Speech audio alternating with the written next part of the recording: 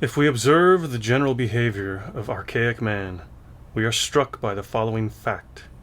Neither the objects of the external world nor human acts, properly speaking, have any autonomous intrinsic value. Objects or acts acquire a value, and in so doing become real, because they participate, after one fashion or another, in a reality that transcends them.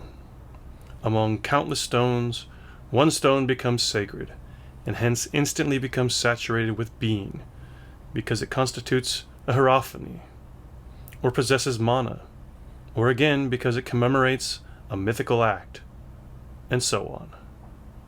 Okay. I've been doing a lot of just literature and poetry lately, and I thought I would do something, well, it's not quite non-fiction, but it's non-fiction. This is more theoretical, right? This is from The Myth of the Eternal Return by Mircea Eliade. I've also heard Mircea Eliade. I've heard a few different things about how you pronounce his name. And I think he wrote in French, but he wasn't actually French. I don't remember. But it's been translated to English. And I really like this book in particular because it's fascinating. It's hard. Well, you could dispute it. I mean, it's not based in any real science, but it comes from that structuralism of the age of the 1950s, and it's the same kind of thing that we got from Jung, and also the hero's journey, archetypes from Jung. All of that stuff was going on around the 1950s, and this was more in the comparative religion, more anthropology than psychology or literature. But I think if you study literature, you should definitely read this book, and I think it's actually more appropriate for literature than half of the literary theory that's out there today. Because it's fascinating. And you'll need to unlock your iPhone first. Excuse me? How did that happen? Go away. Okay. First of all, let's just get into the language. The language itself is a lot to understand, and if you're not used to this syntax and this grammar, then it's going to be difficult. Grammar is, how we choose to put sentences together, and so forth. But syntax is more how we choose to do the word order. I mean, there's some other things that go with that, but the word order of this is particularly difficult. Some of the examples are neither the objects of the external world nor human acts. I mean, this is a neither nor thing that we don't quite use so much anymore. This is grammar, but it's also a choice in how you're going to put the words together. Properly speaking, right? That interjection there. It's modifying what came before it and saying, oh, I have something more specific I want to say. They don't have any autonomous intrinsic value. Objects acquire a value, and in so doing, today you would probably say, and doing so, rather than in so doing, right? This is syntax. It's the choices of how the words go together, because they participate after one fashion or another. It's really old style, but it's pretty, it's beautiful, and so that's why I'm kind of doing it. Among the ideas, it's beautiful. Among countless stones, one stone becomes sacred, and hence instantly becomes saturated with, because it constitutes a hierophany. Okay, hierophany is kind of like theophany, which is like the light of God. This is the light of the sacred, I think, yeah. So, the light of the sacred, which can be God, or it can be anything else that religions choose to think exists, right? If it's not God, it's spirit. So it could be like the light of the spirit, mana, right? So what is this thing telling us? What is this book about? It's about how some things become religious and others don't. It's called the sacred versus the profane, because it's not necessarily religious. Religion connotates an idea of organization and something that's almost separate from the culture.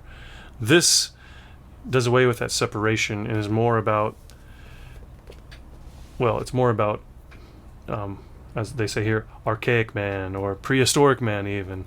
You could think Native Americans, more contemporary, or you could think tribes in the Amazon or Africa that still are around, how they invest their life into their beliefs, and how they're not separated.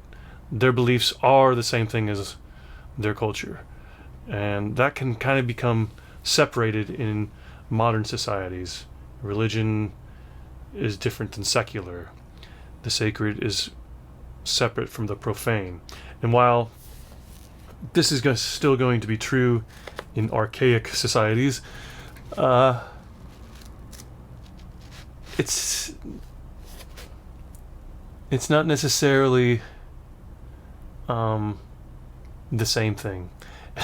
And I'm not going to sit here and try to explain that, because that's what this book is about. So,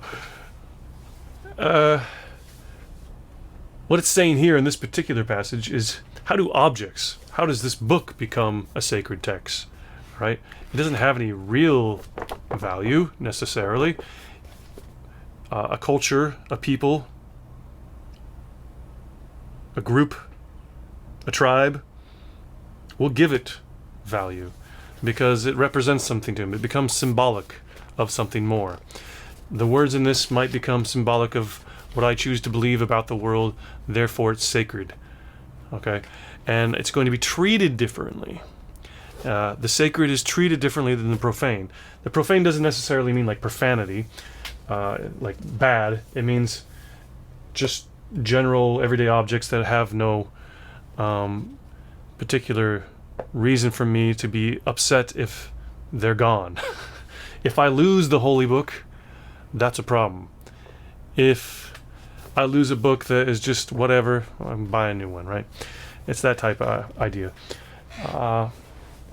And it talks more about a rock here because, well, as it goes on, it talks about a rock as an example, the stone, and like a thunderstone. If you've ever seen one of those, it looks, how would you describe a thunderstone? I think it's created by lava, and inside it looks like just a normal stone on the outside, but inside it's like purple and gorgeous if you cut it open. So that might take on like a sacred, a sacrality in a community because it means something to them.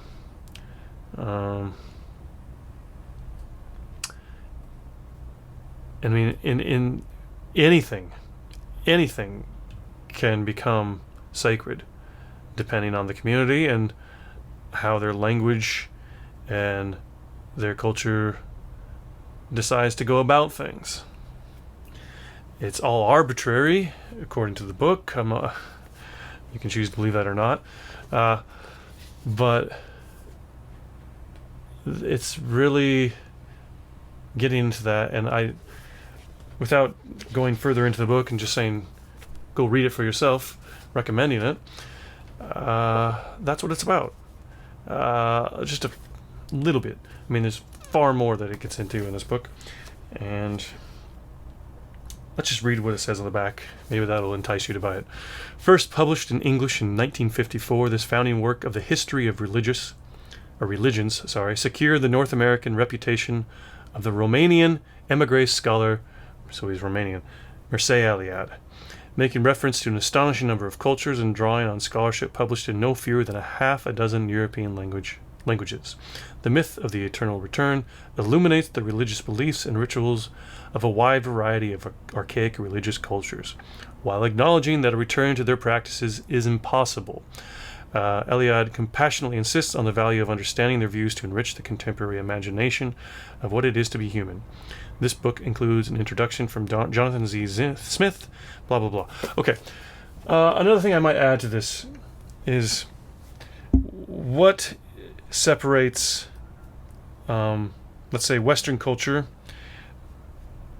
and, well, modern Western culture from archaic societies, even the Greeks.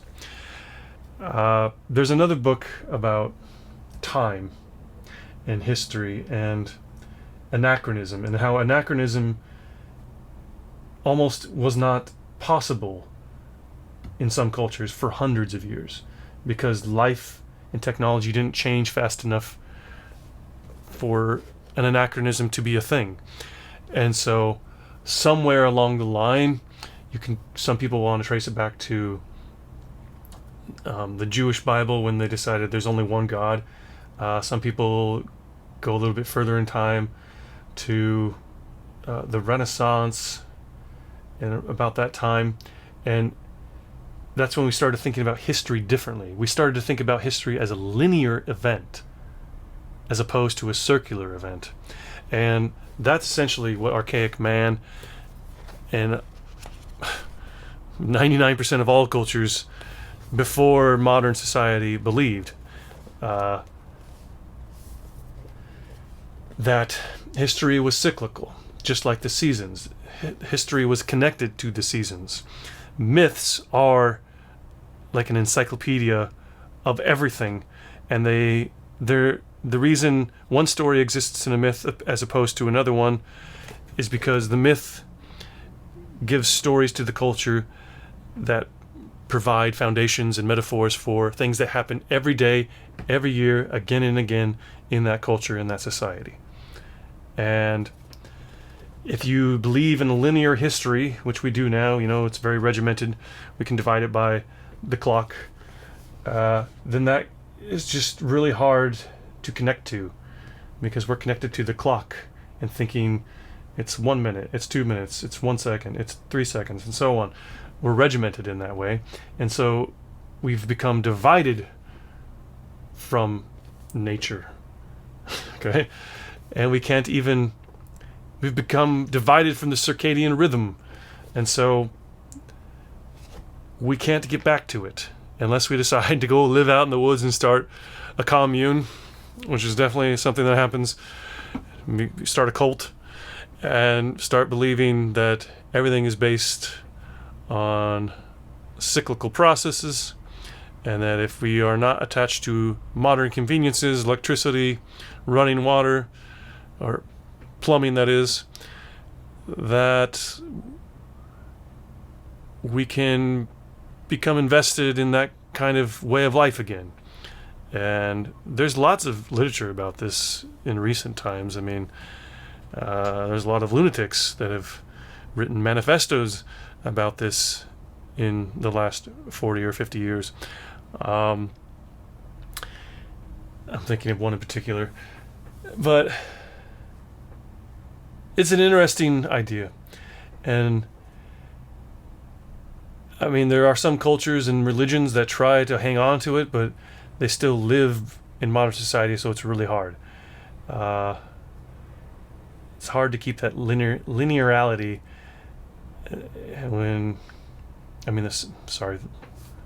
it's hard to keep that circular notion of how things work when you are completely surrounded by a linear world. Does this have something to do with the way people feel? Does this change our connection to each other? Does this cause depression? Does this cause anxiety? Does this cause health problems? Does this cause all the things that are wrong with society? That's what a lot of people question. And this book doesn't get into that, but it does describe how religions have worked forever. And he has a large set of books that get into religious texts and symbolism and all sorts of things. Recommend it all. Okay, I went into quite a digression, but I enjoyed it. Take care.